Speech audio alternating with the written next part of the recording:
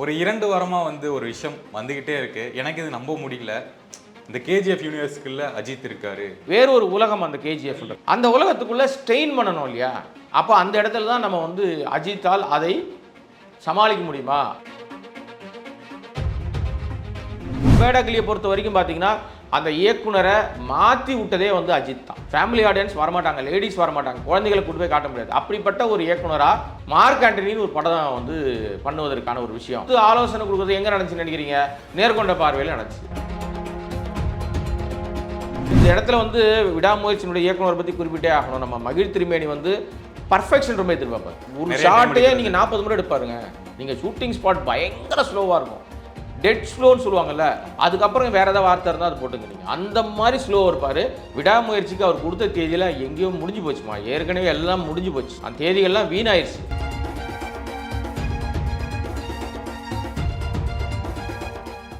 Channel 5 Tamil நேயர்களுக்கு வணக்கம். இன்றைய நேர்காணலில் நம்முடன் இணைந்திருப்பவர் பத்திரிகையாளர் திரு கோடாங்கி அவர்கள்.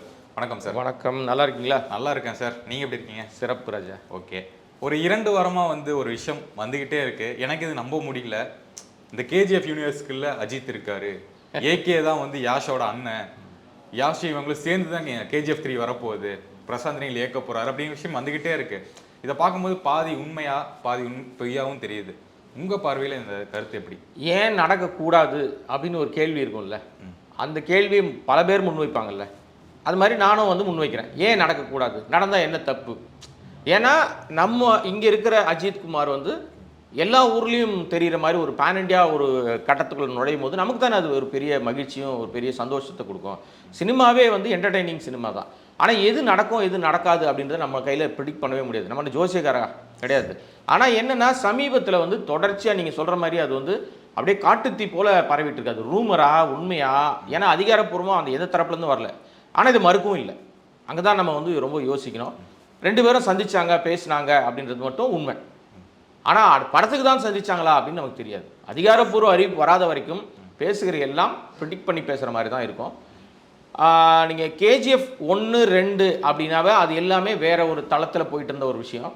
என்னை பொறுத்த வரைக்கும் நான் அஜித் அவர்களை தொடர்ந்து ஃபாலோ பண்ணிகிட்டு இருக்கிற விஷயங்களில் அவருடைய படங்கள் நிறைய ஃபாலோ பண்ணிகிட்டு இருக்கிற விஷயம். முன்னாடி ரொம்ப நெருக்கமாக இருந்த காலகட்டத்திலையும் சரி, எல்லார்கிட்டையும் பயங்கர பாண்டிங்காக ரொம்ப அன்பாக இருந்த அந்த அஜித் இப்போ ஏன் தனியாக ஒரு ஐசோலேட்டாக விலகி இருக்கார் அப்படின்றதுக்கு பெரிய கேள்விக்குறி. என்ன காரணம்னு தெரியல. ஆனால் அவருடைய உடல்நிலையினுடைய கருத்து ரொம்ப ஆக்ஷன் பேக்குடு, ரொம்ப அந்த ஸ்ட்ரெயின் எடுத்து விஷயங்களுக்குள்ள அவர் அந்த காட்சிகளெல்லாம் தவிர்த்துருவார். பெருசாக அதுக்குள்ளே உள்ளே வரமாட்டார். ஆனால் இப்போ எடுக்கிறாங்க, ரிஸ்க்கு காட்சிகள் நிறைய எடுக்கிறாங்க. அவருக்கு ரொம்ப பிடிச்சது ரேஸ். அது கார் ரேஸாக இருக்கலாம், பைக் ரேஸ், எல்லா படங்களையும் அது காட்டணும்னு விரும்பார். சமீபத்தில் விடாமுயற்சியில் பார்த்துங்க, அந்த ஜீப்பு ரோல் அடிக்கிற மாதிரிலாம் எல்லாம் பண்ணாங்க. நிறைய என்னென்னமோ பண்ணிட்டு இருக்காங்கன்னு வச்சுங்களேன். நிறைய டூப் வச்சுருப்பாங்க. அவர் எவ்வளோ காட்சிகள் நடித்தார், எவ்வளோ டூப் வச்சாங்கிறத அங்கே இருந்து பார்த்தவங்க சொன்னால் மட்டும்தான் நமக்கு அந்த உண்மை தெரியும். மற்றபடி அதை பார்க்குறெல்லாம் அவரே போயிருக்காருன்னு தான் நம்ம நினைப்போம். இப்போ நீங்கள் சொல்கிற இந்த கேஜிஎஃப் 3 இப்போ நம்ம பாயிண்ட்டுக்கு வந்துடும். கேஜிஎஃப் 3ல் பார்த்தீங்கன்னா உங்களுக்கு கேஜிஎஃப் 1ல் பார்த்துருப்பீங்க, 2ல் பார்த்துருப்பீங்க. அது ஃபுல்லாக ஒரு மாதிரி ரொம்ப பயங்கரமாக ஸ்ட்ரெயின் எடுத்து எல்லா கேரக்டருமே மெனக்கட்டு ஒர்க் பண்ணணும். சும்மா அதாவது என்ன சொல்கிறதுனா கம்ஃபர்ட் ஜோனுக்குள்ளே ஒரு நடிகரை வச்சு பார்க்க முடியாது. கண்டிப்பாக தரையில் இறங்கி அடினா அடிக்கணும், தரையில் இறங்கி உருண்டு பிறல்னா இது பண்ணணும். ஒரு மாதிரி வேறொரு உலகம் அந்த கேஜிஎஃப். யூனிவர்ஸ், அது தனி உலகம். அது அந்த உலகத்துக்குள்ளே ஸ்ட்ரெயின் பண்ணணும் இல்லையா? அப்போ அந்த இடத்துல தான் நம்ம அஜித்தால் அதை சமாளிக்க முடியுமா? அதனால அவர் அது அப்படிப்பட்ட ஆள் இல்லைன்னு சொல்ல வரல.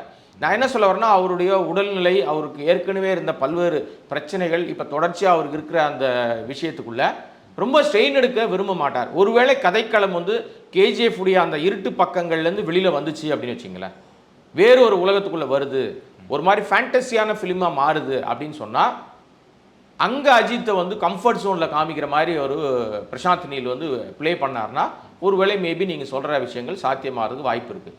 திரும்ப அந்த கட்டத்துக்குள்ளேயே போயிட்டு அவர் இறங்கி நடிக்கிறாருன்னா அங்கே கொஞ்சம் சிரமம். எனக்கு அந்த விஷயத்தின் மேலே இப்போ வரைக்கும் அதில் நம்பிக்கை இல்லை. ஓகே. இப்போ கூட சமீபத்தில் அவருடைய மேனேஜர் சுரேஷ் சந்திரா ஒரு ட்வீட் போட்டிருந்தாரு. என்னென்னா, அஜித் அவர்கள் 20 வருஷத்துக்கு முன்னாடி எப்படி நடித்தாரோ அந்த மாதிரி இப்போ தொடர்ந்து 2 படங்கள் பேக் டு பேக் நடிக்கிறாரு. விடாமுயற்சி, குட் பேட் அக்லி ஒரு 24 மணி நேரத்தில் ஒரு 16 மணி நேரம் படத்துக்கு ஒர்க் பண்ணுறாரு. ஒரு 7 மணி நேரம் தான் தூங்குறாரு அப்படிங்கிற மாதிரிலாம் சொல்லியிருக்காங்க. ஸோ ஏன் இந்த பேக் டு பேக் ஒர்க் இப்போ திடீர்னு பண்ண ஆரம்பிச்சிருக்காரு? ஏன்னா வருஷத்துக்கு ஒரு படம், 2 வருஷத்துக்கு ஒரு படம் நடிக்கக்கூடிய அஜித் அவர்கள் ஏன் இப்போ சமீபத்தில் 2 படங்கள் பேக் டு பேக் பண்றாரு? இங்கே வந்து அவர் வந்து அவருடைய மேலாளர் சொல்லியிருந்தா கூட பேக் டு பேக் நடிக்க வேண்டிய கட்டாயம் என்னன்னா, விடாமுயற்சிக்கு அவர் கொடுத்த தேதியெல்லாம் எங்கேயோ முடிஞ்சு போச்சுமா. ஏற்கனவே எல்லாம் முடிஞ்சு போச்சு. அந்த தேதிகள்லாம் வீணாயிருச்சு. அதுக்கப்புறம் அவர் வந்து உலக சுற்றுலா போனார், பைக் டூர் போனார். அதுக்கப்புறம் திருப்பி மறுபடியும் வந்து தான் விடாமுயற்சி தேதி கொடுத்துருக்காரு. அந்த பேசிக்கிட்டு இருக்கும்போதே குட் பேட் அக்லி வந்து ஆல்ரெடி அவங்க ஃபிக்ஸ் பண்ண தேதிகள் 2 தேதியும் ஒன்றா வருது. அப்போ ஒன்றா வரும்போது படத்தை முடிக்க வேண்டிய கட்டாயம். குட் பேட் அக்லிக்கு முன்னாடியே விடாமுயற்சி வெளியே விடணும் அவங்களுடைய கண்டிஷன். அது ஆல்ரெடி அது ரொம்ப லேட்டு. ரொம்ப பொருளாதார ரீதியிலும் ஏகப்பட்ட செலவு. அது நீங்கள் அஜர்பைஜானில் வந்து பர் டே வந்து எத்தனையோ லட்சங்கள் செலவாயிருக்கு. அதனால தான் அங்கே இருந்த டீம் அப்படியே ஹைதராபாத்துக்கு திரும்பினாங்க. ஏன்னா அங்கே நிறைய பர்மிஷன்ஸ் எடுக்கிறதுல ஆரம்பித்து ஒவ்வொரு நாளும் ஆர்டிஸ்ட் வச்சு அவங்க எடுக்கிறது பல லட்ச செலவு. சாதாரணமாக இங்கே எடுத்தாலே ஆகும். அங்கெல்லாம் வந்து 30-40 லட்ச ரூபா பர் டே செலவுனா அதை நான் சமாளிக்க முடியுமா? அதனால் அங்கேருந்து அந்த காரணமாக தான் இங்கே மாறி வந்தாங்க. இப்போ வந்ததுனால ஆல்ரெடி குட் பேட் அக்லிக்கு கொடுத்த தேதியும் இந்த தேதியும் ஒன்றா வந்து கிளாஷ் ஆகும். கிளாஷ் வரக்கூடாதுன்றதுனால அது பெரிய நடிகர்கள் எல்லாருமே பண்ணுற விஷயம் தான். காலையிலேருந்து மத்தியானம் 12-1 மணி வரைக்கும் ஒரு செட்டில் இருப்பாங்க. அதுக்கப்புறம் வந்து ஈவினிங் ஆயிடுச்சுன்னா நைட் ஷூட் வேறு ஒரு செட்டுக்கு போவாங்க. எனக்கெல்லாம் தெரிஞ்சு வந்து இங்கே காலையில் ஒரு படம், மத்தியானம் ஒரு படம், இரவு ஒரு படம் நடித்த நடிகர்கள்லாம் இருக்காங்க. தொடர்ந்து அது போயிட்டுருப்பாங்க. இப்போ அஜித்துக்கு படத்தை முடிக்கணும், அவ்வளோதான். அது பேக் டு பேக் வந்து அவர் நடிக்கிறாரா இல்லைலாம் முடியும்ல.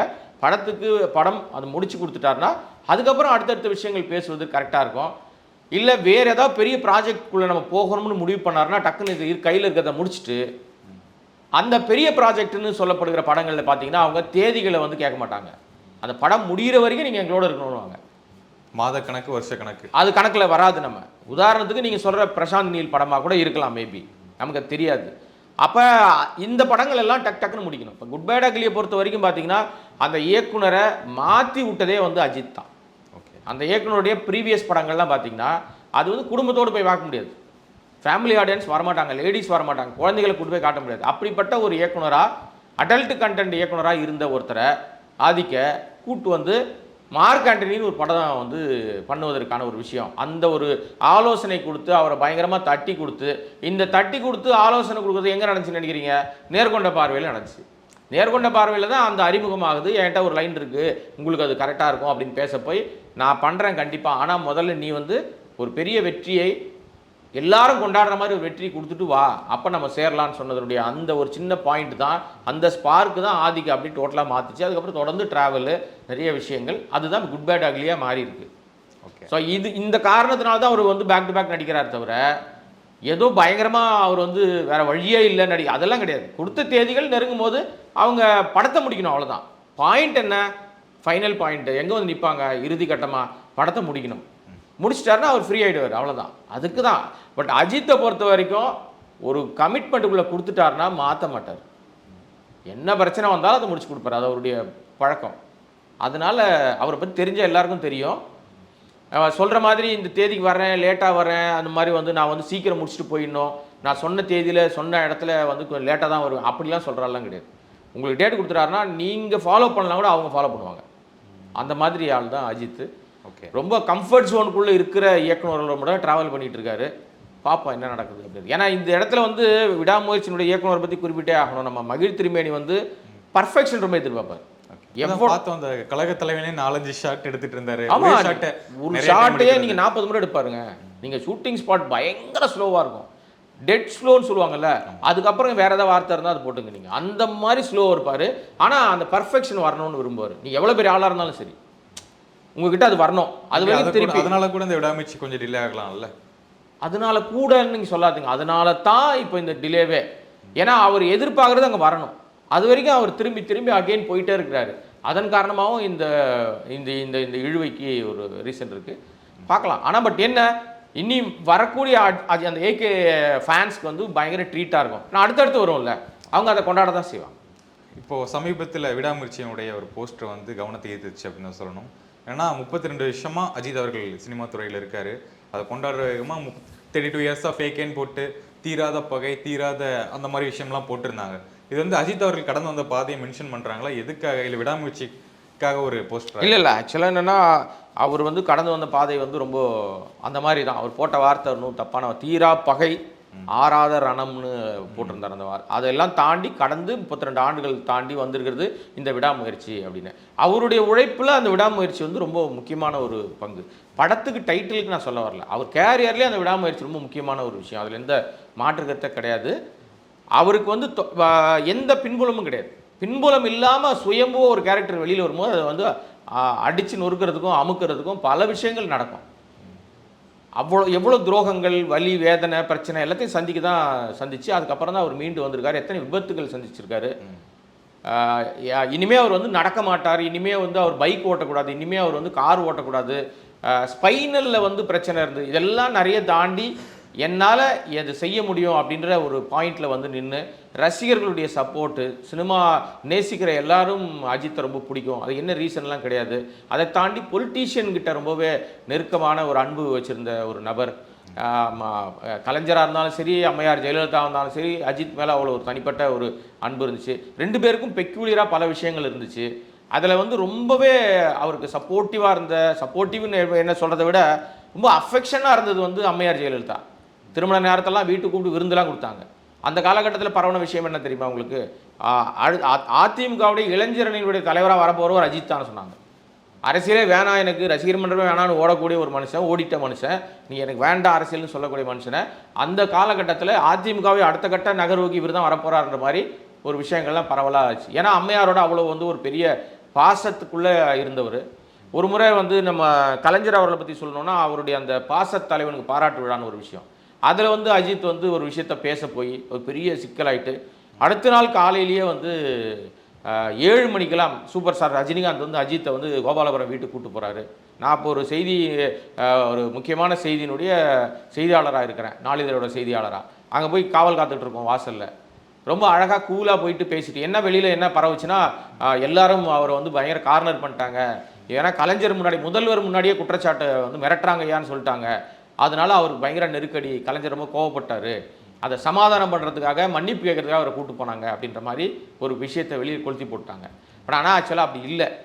அவரும் புரிஞ்சுக்கிறவர் தான். கலைஞர் அவர்களும் சும்மாலாம் கிடையாது. ஒரு அரசியல் சாணக்கியனை விட சினிமா துறையை ரொம்ப நேசிப்பார். ஏன்னா அதுதான் அவருக்கு முதல்ல பேஸு. அதுக்கப்புறம் தான் அவர் அரசியல், அவருடைய எழுத்துக்கள் மூலமாக அதுக்கப்புறம் இந்த அரசியல் தளத்துக்குள்ள வந்து ஒரு பெரிய இன்னைக்கு ஒரு தலைவராக இன்னைக்கு வரைக்கும் போற்றப்படுகிற, மறைந்தாலும் பேசிக்கிட்டே இருக்காங்க. ஸோ அந்த இடத்துலையும் ரஜினி அவர்கள் வந்து ரொம்ப அழகாக, ஏன்னா ரஜினிக்கும் அஜித் ரொம்ப பிடிக்கும், அதுதான் பாயிண்டாங்க. ஏன்னா அந்த விழாவில் ரஜினிகாந்த் தான் இருக்கார். அவர் பேசின பேச்சுக்கு ரஜினிகாந்த் ஏஞ்சி நின்று கை தட்டினார். இதெல்லாம் வந்து மறக்க முடியாத ஒரு பெரிய நிகழ்வு. அந்த இடத்துலையும் ரொம்ப வந்து போயிட்டு கரெக்டாக பேசி, அதனால் அரசியல்வாதிகளோடு இருந்த நெருக்கமும் அஜித்துக்கு ரொம்ப அதிகம். ஆனால் அரசியலுக்குள்ளே வரல. ஓகே, ஒரு இறுதியான கேள்வி என்னென்னா, இந்த விஷயம் நம்ம எல்லாருமே பார்த்துருப்போம். விஜய் படத்தினுடைய ஒரு அப்டேட் வந்துச்சு, ஒரு இசைவெட்டியெல்லாம் வைக்கிறாங்க அப்படின்னா இங்கே ஒரு ஃபோட்டோ வரும். அதான் நான் என்ன நினச்சேன்னா, என்னடா ஏகே பற்றி போட்டு கேட்டுகிட்டே போயிட்டே இருக்காரு, ஏகேன்னு ஆரம்பித்தாலே அடுத்து இன்னொரு கேள்வி வரணுமே, இது வரைக்கும் தம்பி கேட்கவே இல்லை நினச்சேன். ஆரம்பிச்சிங்க, சொல்லுங்கள். அது அந்த விஜய் படத்தினுடைய ஒரு அப்டேட் வந்துச்சுன்னா அஜித் படத்தினுடைய ஒரு ஃபோட்டோ வரும், ஒரு மேக்கிங் ஃபோட்டோ வரும். இவருடைய இசைவெட்டியெல்லாம் நடக்குது அப்படின்னா இவர் ஒரு கார் ரேஸ் கலந்துக்கிற ஒரு ஃபோட்டோ வரும். இவருடைய படம் ரிலீஸ் டேட் அனௌன்ஸ் பண்ணாங்கன்னா இங்கே வந்து ஒரு ஹீரோயின் ஒரு அப்டேட் வரும். இது ஏன் சார் இந்த மாதிரி விஷயம் வந்துட்டே இருக்குது? இது ஃபேன்ஸ் கூட புரிஞ்சுக்க ஆரம்பிச்சிட்டாங்க. விஜய் அப்டேட் வருது, அடுத்தாச்சு ஏகேவோட அப்டேட் வரும்டா பாருங்க எப்படிமா என் ஃப்ரெண்ட்ஸ் கூட சொல்ல ஆரம்பிச்சிட்டாங்க. ஏன் இந்த விஷயங்கள் நடக்குது? இல்லை அஜித்துடைய மேனேஜர்ஸ் பண்ணுற வேலையா, அந்த டீம் பண்ணுற வேலையா? அதெல்லாம் இது வந்து எழுதப்படாத விதிங்க. இப்போ வேணால் முன்னாடி அந்த கம்பேரிசன் இருந்துச்சு, எம்ஜிஆர் சிவாஜி, ரஜினி கமல், விஜய் அஜித் அப்படின்னு ஒரு கம்பேரிசன் இருந்துச்சு இல்லை, சிம்பு தனுஷ் அப்படிலாம். இப்போ அந்த கம்பேரிசன் உடஞ்சிருச்சு. ஏன்னா எல்லா நடிகர்களும் அவங்கவுங்க ஒரு அந்த கம்பேரிசனை தாண்டி போயிட்டாங்க. இப்போ சிம்பு தனுஷ்னு சொன்ன இடத்துல வந்து சிம்பு அவர் ஒரு ட்ராக்கில் போயிட்டுருக்காரு, தனுஷ் வந்து இவர் ட்ராக்கை தாண்டி அவர் வந்து இயக்குனர் அடையாளம், தயாரிப்பாளர் அடையாளம்னு வேறு தளத்துக்குள்ளே ஓடி இந்த ட்ராக்கை விட்டு தள்ளி போயிட்டார் எங்கேயோ. அவர் கேரியரும் வேறு மாதிரி போயிடுச்சு. சிம்பு தனியாக போயிட்டுருக்கார். எல்லா திறமைகளும் இருக்குது, டைரக்ட் பண்ண முடியும், மியூசிக் போட முடியும், டான்ஸ் ஆட முடியும், எடிட் பண்ண முடியும், கேமரா ஒர்க் பண்ண முடியும், குழந்தையிலேருந்தே நடிச்சிட்டு இருக்காருன்னு வச்சுங்களேன். அவர் குட்டி கமலஹாசன் சிம்பு, அவர் தனி ட்ராக்கில் போயிட்டு இந்த கம்பேரிசன் உடஞ்சிச்சு இல்லைங்களா? அது மாதிரி தான் இதுவும். இது என்னென்னா, நீங்கள் அந்த மாதிரி வர்றதுனால தான் அந்த கேள்வியே போடுறீங்க. ஆடியன்ஸ் வந்து முன்ன மாதிரிலாம் இல்லை. இப்போ நம்மளை விட அவங்க பயங்கர ஷார்ப்பாக இருக்காங்க. நீங்கள் என்ன சொன்னாலும் டக்குன்னு ஒன்றே இன்றைக்கி வரும் பாடுறா, காலையில் அது வந்திருக்கா, சாயந்தரம் இது வரும், மத்தியானம் இது வந்துன்னு அவனே முடிவு பண்ணிடுறாங்க. இது அனைத்தும் சினிமாவை பரபரப்பாக வச்சுக்கிறதுக்கு மட்டும்தான். இது மோதல் போக்கெல்லாம் கிடையாது. அதனால விஜய்க்கும் அஜித்துக்கும் சண்டை அப்படின்றது வந்து சொல்கிறவன் முட்டாள், கேட்குற ஆடியன்ஸ் ரொம்ப தெளிவாக இருக்காங்க. அவங்களுக்கு நல்லாவே தெரியுது, ஏகே ஃபேன்ஸ்க்கும் தெரியுது, அது விஜய் ரசிகர்களுக்கும் தெரியுது. இன்னொரு சில பேர் சொல்லிட்டு இருக்காங்க விஜய் இடத்த பிடிக்கிறதுக்காக இந்த ரேஸ் போயிட்டு இருக்குன்னு. அதில் யார் இடத்த யாரும் பிடிக்க முடியாதுமா. விஜய்க்கான இடம் அதுதான், அஜித்துக்கான இடம் அதுதான். இவங்க சாதனைகளை முறியடிக்கணும்னா இவங்களை சாதனைகளை தாண்ட முடியுமே தவிர அஜித் ஃபேனை இல்லை அஜித்தினுடைய அந்த கேரியரை யாராவது வந்து மாற்ற முடியுமா? மாற்றவே முடியாது.